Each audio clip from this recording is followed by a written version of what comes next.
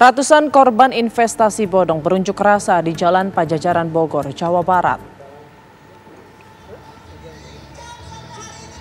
Sebelumnya mereka bernaung di bawah sebuah koperasi simpan pinjam.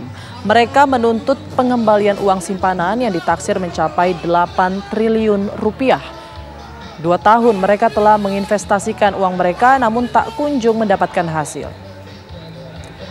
Dan korban setidaknya 54.000 orang hingga 181.000 orang.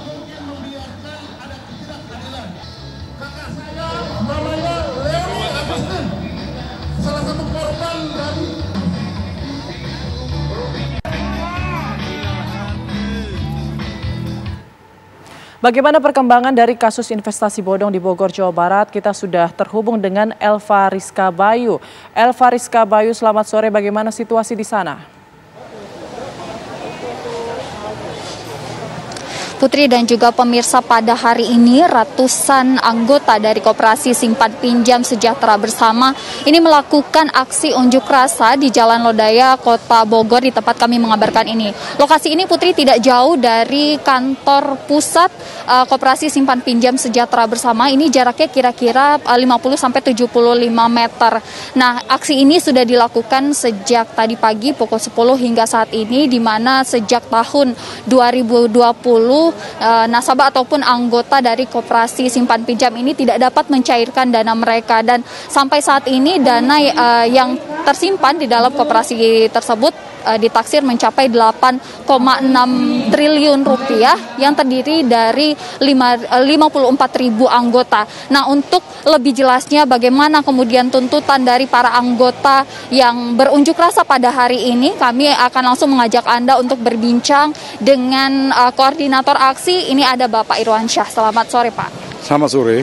Bapak, boleh disampaikan apa kemudian yang dituntut oleh para anggota dari Koperasi Simpan Pinjam ini pada hari ini, Pak? Ya, kalau kita memperhatikan kenapa permasalahan ini sampai terjadi, ya, ini memang kelemahan di dalam suatu manajemen pengawasan, ya, baik itu pengawasan internal maupun pengawasan eksternal. Ya, kalau seandainya proses pengawasan itu dilakukan dengan benar dan tepat, ya, tentunya persoalan ini tidak sampai terjadi.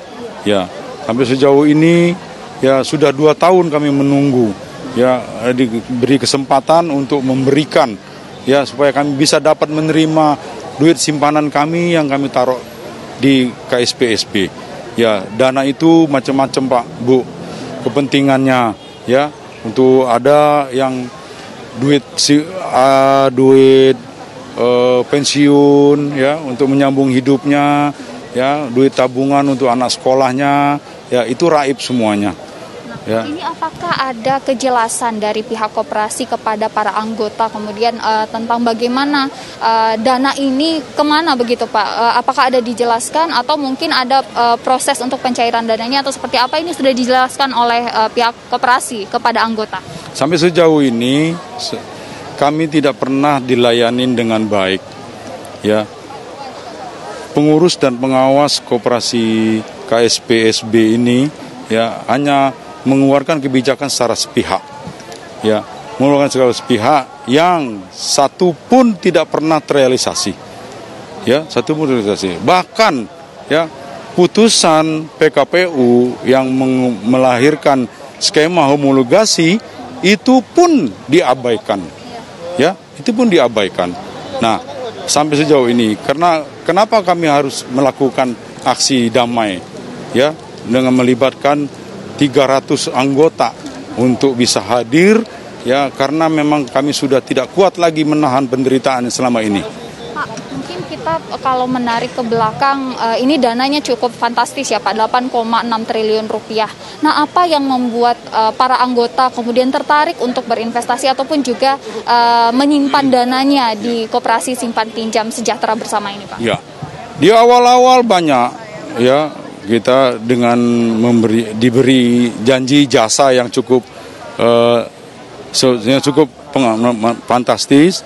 Kemudian, ya, mulai 2019, ya, KSPSB ini, ya, banyak menerima penghargaan dari pemerintah yang menjadi ya yang dijadikan bahan promosi ya terhadap KSPSB ini kepada seluruh masyarakat ya, hingga itu menjadi sesuatu ketertarikan ya.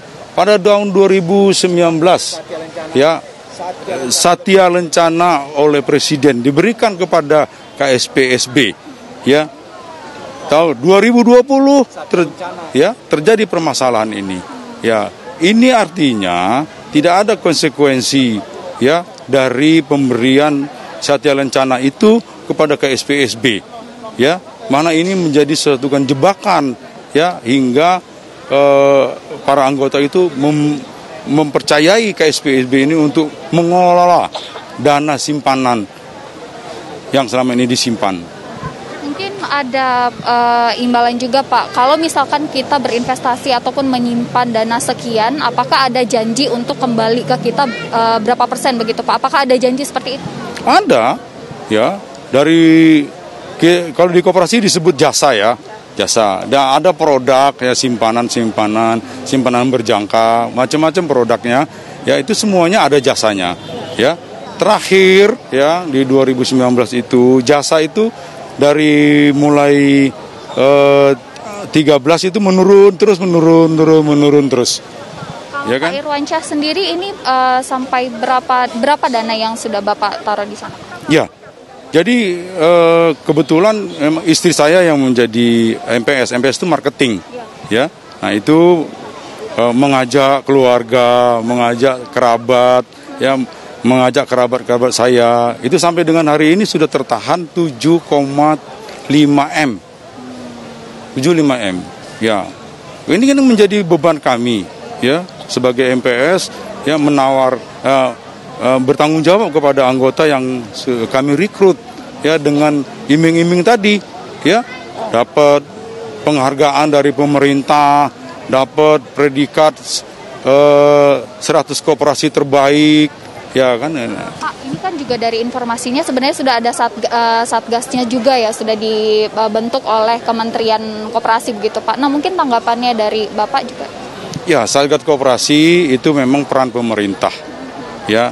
Yang secara tidak ada hubungan secara langsung ya berdampak ini ya.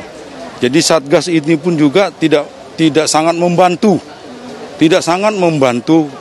ya untuk memecahkan persoalan yang sudah dihadapin ini ya kan. Satgas terbentuk ya, permasalahan sudah berjalan 2 tahun ya, di mana efektivitasnya? Mungkin harapannya Pak terakhir ke pada harapan pemerintah. kami ya nggak ada lain ya nggak ada lain ya, kembalikan uang simpanan anggota.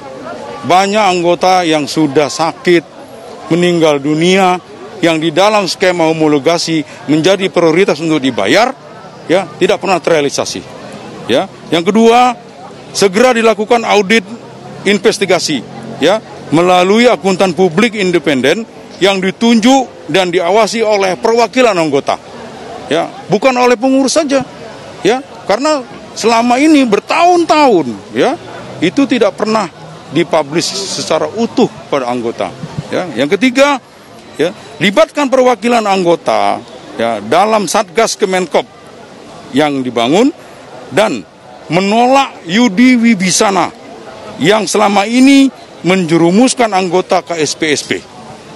Ya, jangan masukkan Bapak Wibisono. Saya juga nggak tahu sampai sejauh mana peran beliau. Ya, yang keempat satu lagi nih. Ya, ini penegakan hukum segera bekerja sama dengan PPATK untuk mengungkap aliran dana simpanan anggota sebesar 8,6 triliun. Ya, kami berharap Bapak Presiden melihat ini. Ya, melihat ini. Ya, jangan buta. Ya, jangan merem. Ya. Kami berharap Bapak Presiden ikut membantu kami sebagai anggota. Pak. Baik Pak. Oke, terima kasih Pak atas waktunya bersama kami pada sore hari ini Pak. Dan pemirsa, itu tadi wawancara kami dengan koordinator aksi, dan sebelumnya tadi kami juga sempat mengkonfirmasi juga ke pihak dari Koperasi Simpan Pinjam, namun memang sampai saat ini belum ada pihak yang kemudian dapat memberikan konfirmasi mengenai hal ini, dan juga kami sudah mendatangi kantor, namun kantornya pun ini sampai saat ini tutup begitu.